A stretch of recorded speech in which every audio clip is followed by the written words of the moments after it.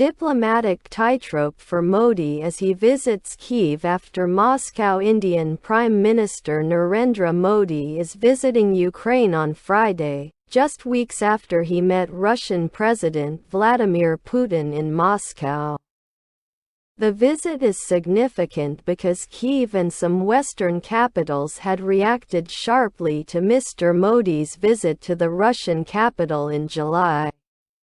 Ukraine President Volodymyr Zelensky was particularly critical, saying he was disappointed to see the leader of the world's largest democracy hug the world's most bloody criminal in Moscow.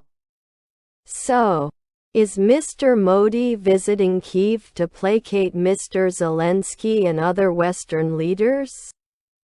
Not entirely. It's not surprising to see India balance its relations between two competing nations or blocs. The country's famed non-alignment approach to geopolitics has served it well for decades.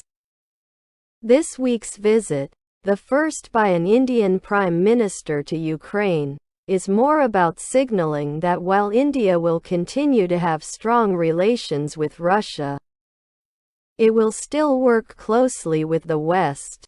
Michael Kugelman, director of the South Asia Institute at the Wilson Center think tank in Washington, says the trip will further reassert India's strategic autonomy. India isn't in the business of placating Western powers, or anyone for that matter. It's a trip meant to advance Indian interests. By reasserting friendship with Kyiv and conveying its concerns about the continuing war, he says. However, the timing of the visit does reflect that Indian diplomats have taken on board the sharp reactions from the US to Mr. Modi's Moscow visit. India has refrained from directly criticizing Russia over the war, much to the annoyance of Western powers. Modi's balancing act as he meets Putin in Moscow. Delhi, however, has often spoken about the importance of respecting territorial integrity and sovereignty of nations. It has continuously pushed for diplomacy and dialogue to end the war. Mr. Modi's Moscow visit in July came hours after Russian bombing killed at least 41 people in Ukraine, including at a children's hospital in Kyiv, sparking a global outcry. The Indian PM said the death of children was painful and terrifying but stopped short of blaming Russia. Mr. Modi is not likely to deviate from this stance during his visit to Kyiv. The US and other Western nations have grown to accept Delhi's stand, given India's time-tested relationship with Moscow and its reliance on Russian military equipment. India, the world's largest importer of arms, has diversified its defense import portfolio and also grown domestic manufacturing in recent years, but it still buys more than 50% of its defense equipment from Russia. India has also increased its oil imports from Russia, taking advantage of cheaper prices offered by Moscow. Russia was the top oil supplier to India last year. The US and its allies have often implored India to take a clearer stand on the war, but they have also refrained from applying harsh sanctions or pressure. The West also sees India as a counterbalance to China and doesn't want to upset that dynamic. India, now the fifth largest economy in the world, is also a growing market for business. Mr. Kugelman says the West will welcome the visit and see it as Delhi's willingness to engage with all sides. Mr. Modi has a strong incentive to signal that it's not leaning so close to Moscow that there's nothing to salvage with Kyiv, he says. This is important because India wants to keep growing its relations with the West, particularly with the US, and wouldn't want to upset the momentum. Eric Garcetti, the U.S. ambassador to India, recently said the relationship should not be taken for granted. India also needs the West as China, its Asian rival, and Russia have forged close ties in recent years. While Delhi has long viewed Moscow as a power that can put pressure on an assertive China when needed, it can't be taken for granted. Meanwhile, many media commentators have spoken about the possibility of Mr. Modi positioning himself as a peacemaker, given India's close relations with both Moscow and the West.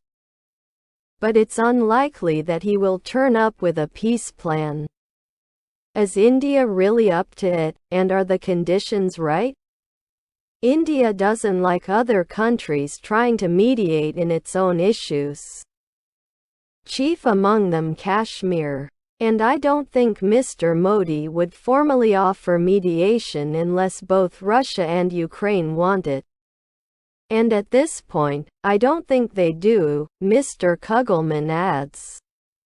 Ukraine, however, will still welcome Mr. Modi's visit and see it as an opportunity to engage with a close ally of Moscow, something it hasn't done much since the war began.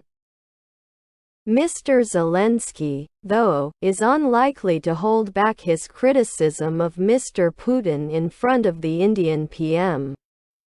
Mr. Modi can live with that as he has faced such situations many times in other Western capitals. Moscow is not likely to react to the visit as it has also been making concessions for Delhi's multilateral approach to geopolitics. But beyond reasserting its non-alignment policy, Delhi also has bigger goals from this visit. India has been ramping up engagement with Europe in the past decade, particularly with the underserved regions in Central and Eastern Europe. Delhi wants to keep consolidating its relations with the Big Four, the UK, Italy, Germany and France, but also wants to boost engagement with other countries in Europe. Mr. Modi is also visiting Poland on this trip, the first Indian PM to visit the country in 45 years. He also became the first Indian Prime Minister to visit Austria in 41 years in July. Analysts say that this signals India's growing understanding that Central European nations will play a bigger role in geopolitics in the future and strong relations with them will serve Delhi well.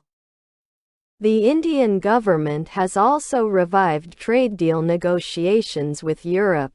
It has signed a trade and investment deal with the European Free Trade Association, which is the intergovernmental organization of Iceland, Liechtenstein, Norway and Switzerland. So, while there will be a lot of focus on the war during his visit, Indian diplomats are likely to stay focused on the bigger goal. Central and Eastern Europe now have greater agency in writing their own destiny and reshaping regional geopolitics.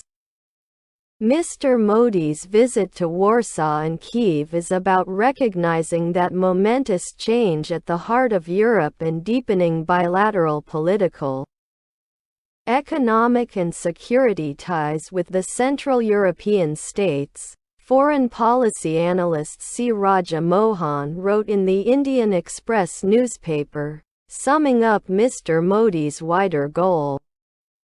Europe Narendra Modi India Ukraine. Thank you for watching.